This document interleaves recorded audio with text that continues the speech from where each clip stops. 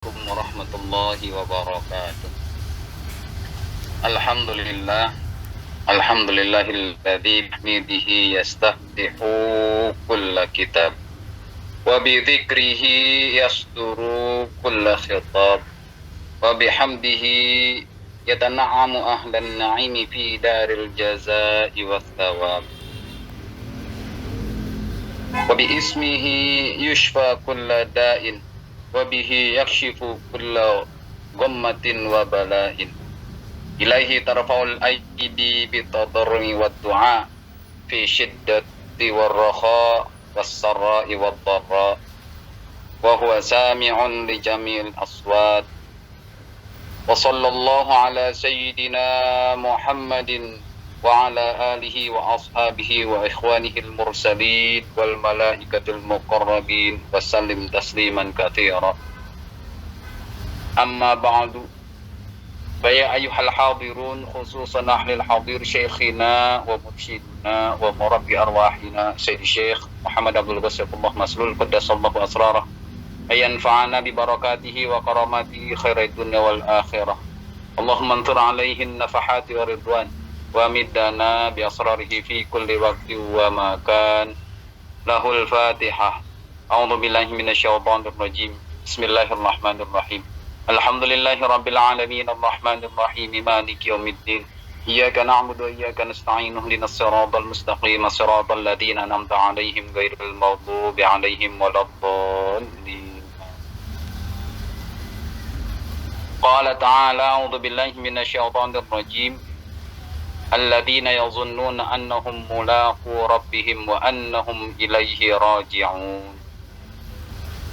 Hadratul mukarramin yang mulia, pangarsa Abah, pangarsa Umi, semoga beliau selalu dengan kejembaran rahmaniyahnya melimpahkan kepada kita semua sebagai murid-muridnya, selalu bisa diberikan kenikmatan dalam ibadah, dalam bekerja, selalu dalam naungan beliau untuk selalu dapat ingat zikir Allah subhanahu wa ta'ala.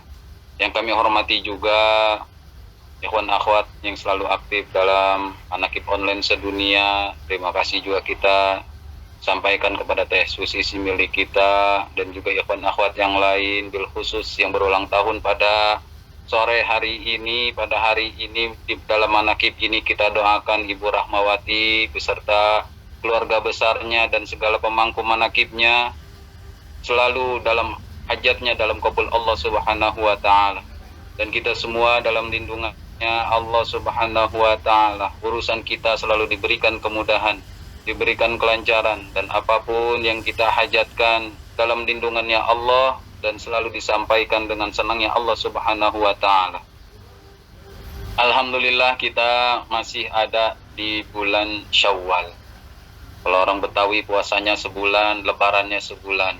Saya mengucapkan minal aidin al faizin, taqabbalallahu minna wa minkum salihal a'mal, taqabbalallahu siyamakum.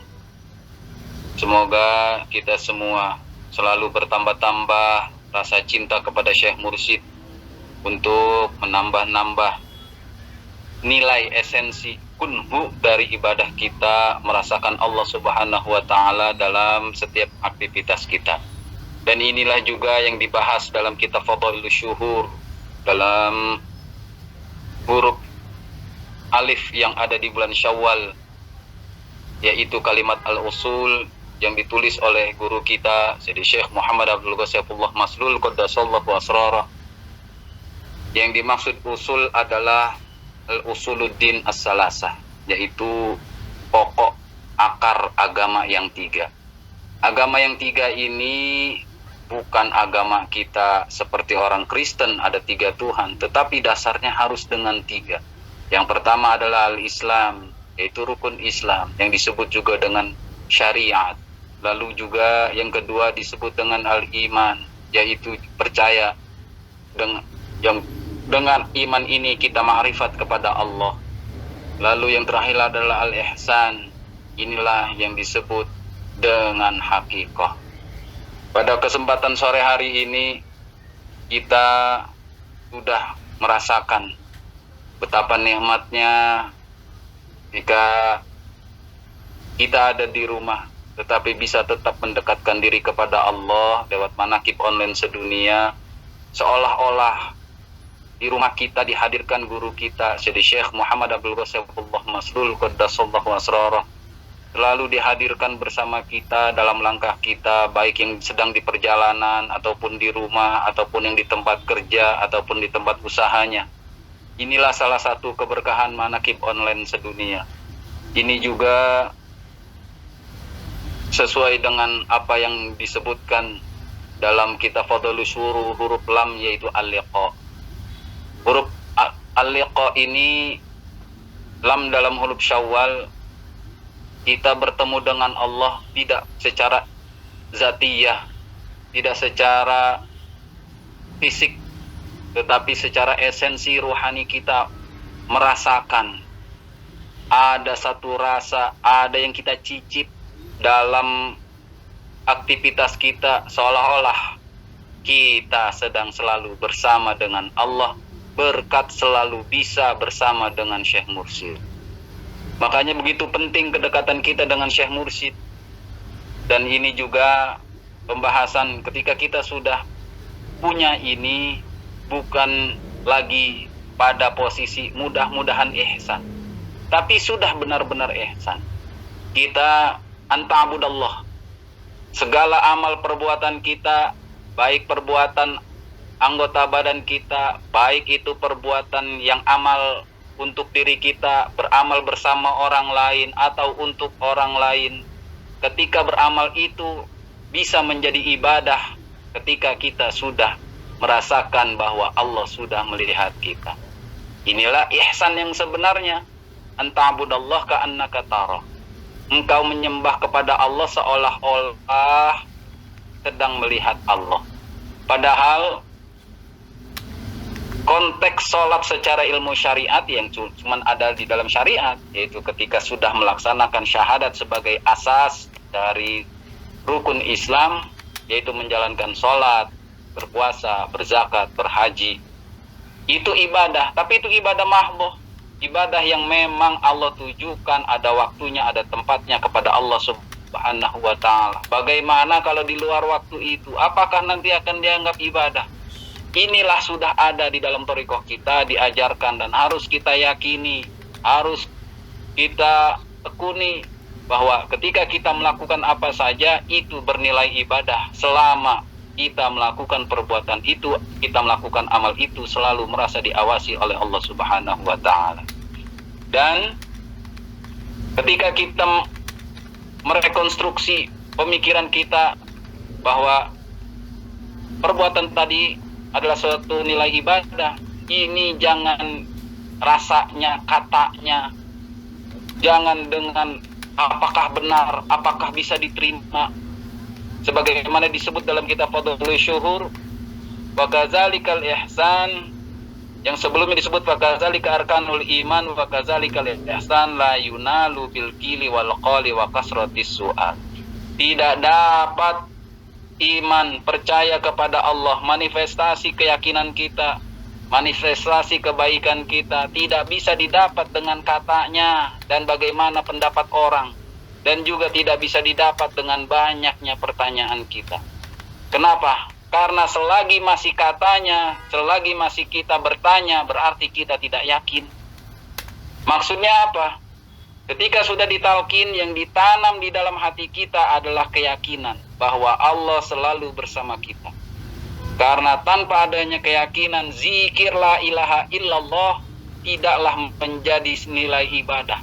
Sebagaimana sudah sering disebutkan, burung beo pun bisa membaca la ilaha illallah, mengucapkan la ilaha illallah. Tetapi karena tidak ada keyakinan, keyakinan yang didasarkan atas ilmu, yakin kepada Allah, karena tidak ada yakin yang tidak didasarkan atas ilmu, maka untuk bisa merasakan ilmu itu kita harus dengan zauq, dengan rasa yang sebenar-benarnya rasa, yaitu dengan bikhidmatir rijal, dengan mengikuti apa yang sudah diajarkan oleh seorang guru.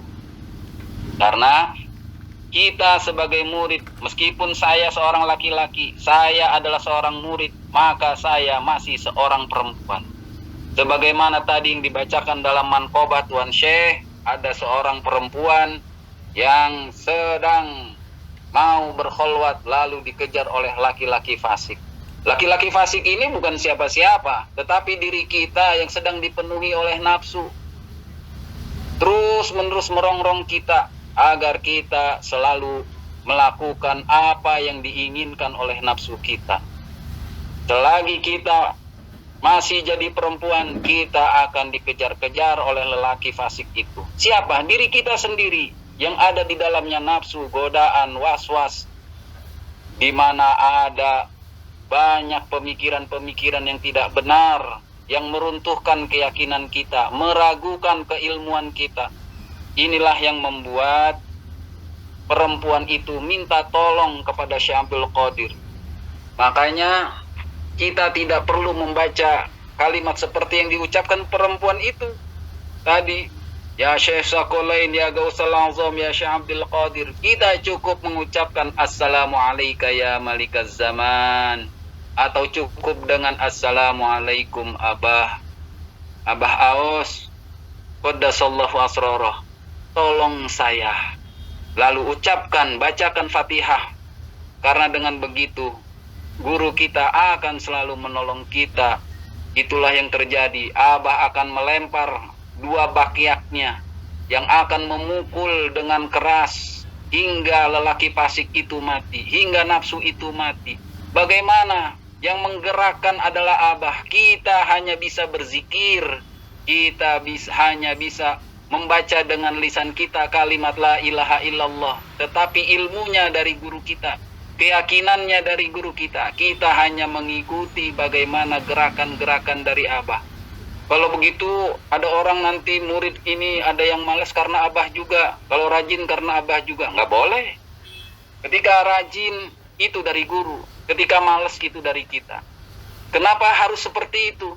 Inilah bukti bahwa gurulah yang selalu membantu kita, gurulah yang selalu memberikan bimbingannya, karena beliaulah yang selalu sudah berjumpa dengan Allah, dan kita hanya diantar untuk bisa melihat Allah yang dititip oleh Rasulullah SAW dalam hati beliau. Dengan adanya beliau, kita sudah dapat bertemu dengan Allah. Dengan Allah yang mana? Yang ada di dalam diri kita, yang sudah selalu bersama kita, yang selalu mengawasi kita. Guru kita menyampaikan ke dalam hati kita, agar kita selalu yakin, agar kita selalu merasakan, apapun yang kita kerjakan, kita selalu menjadi orang yang baik, menjadi orang yang takwa, dan menjadi orang yang ihsan. Emang apa itu ihsan? Ihsan itu takwa. Takwa itu ya ihsan. Karena ketika kita berbuat baik, kita tidak akan melanggar apa yang diperintah oleh Allah dan dilarang oleh Allah Subhanahu wa ta'ala.